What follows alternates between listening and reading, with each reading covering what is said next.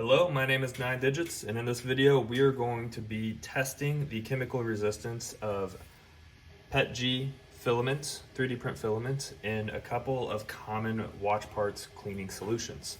And for me, I'm using the hobbyist setup of naphtha and IPA.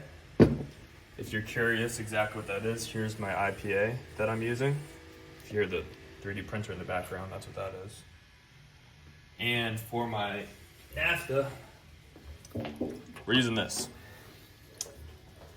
The 3D print filament that we're using is some Creality natural or clear PETG, so we don't get dye or anything in this. And the reason we're doing this is because I have designed a 3D printed watch cleaning machine.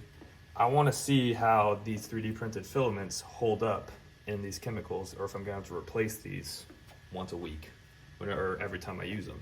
So we've got 6 samples and 1 benchmark. So we're gonna put the naphtha one, so that's naphtha 1 hour, 24 hours, and 48 hours. IPA 1 hour, 24 hours, 48 hours. And after they're done soaking, we're gonna pull them out, dry them out, and we're going to do the extremely scientific method of sticking them individually inside a mason jar and shaking it for like 5 minutes and see if they break. And then if they don't break, I'll just squeeze it with my hand and we'll see how difficult it is to break.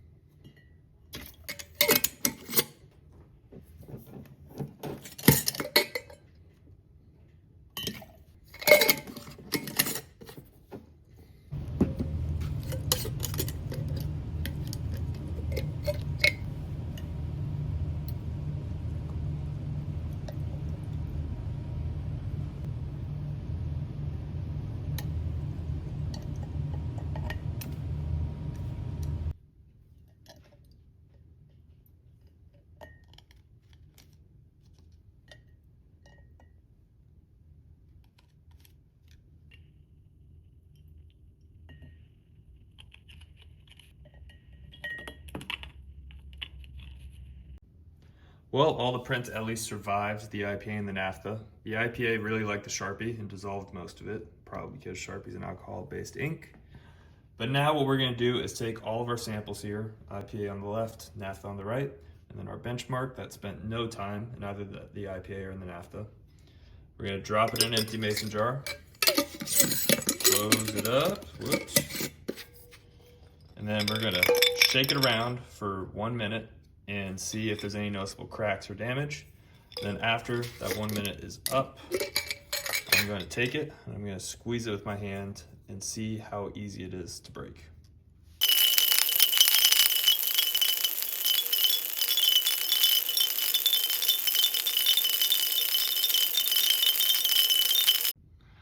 So after a minute of shaking these around, I'm pleased to say I think that there's no cracks in any of them. So here's the IPA after 48 hours. I couldn't notice anywhere where there's any fractures. And then here's the naphtha after 48 hours. And then of course our benchmark didn't have anything. And as we move down the line to 24 hours, nothing really.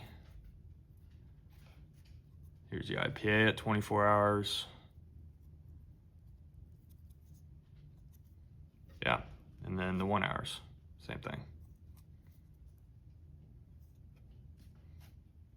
So now we're gonna squeeze these and break them. And you can see how much strain it puts me under, but you're kind of just gonna have to take my word for it. So sorry about that. Definitely not the most scientific method here at 9Digits. So starting with our benchmark. Okay. That's 1. Let's work from the 1 hours over, naphtha. Okay. Took a fair amount of strength. IPA.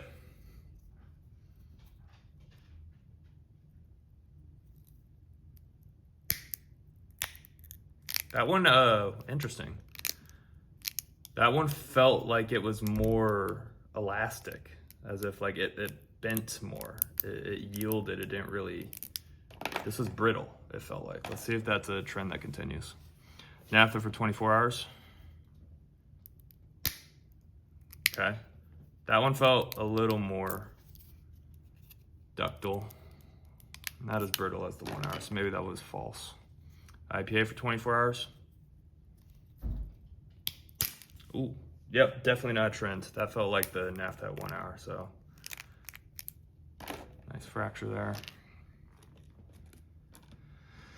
Naphtha 48 hours.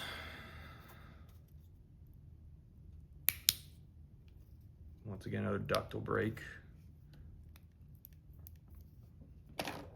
And IPA at 48 hours.